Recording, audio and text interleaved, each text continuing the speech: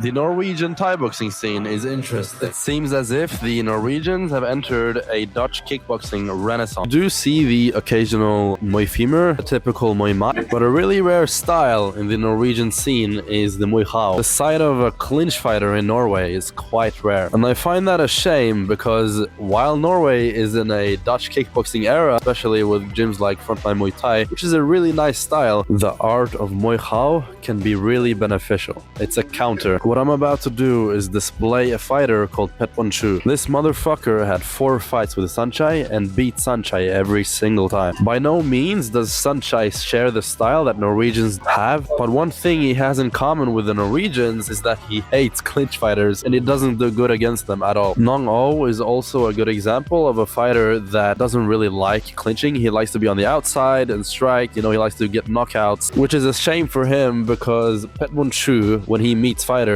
he takes them into deep waters, You can see Petwon-Chu in red here. He likes starting the fight with a bit of outside play, bit teeps, bit kicks, etc. But eventually when he gets tired of it and when it's time to strike into the clinch, then the game is over, That's what clinch fighters are. They're like a praying mantis.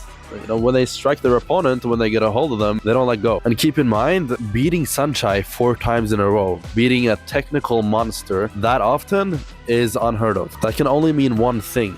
It means that no matter what Sanchai did, no matter what type of changes he did in his training regime, nothing was enough to stop Petwon-Chu's clinching. It was a clash of styles, and Petwon-Chu's style was just too much. Me personally, I want to emerge as a proper, authentic Muay Khao fighter. That's the way I want to train, and that's the way I want to fight.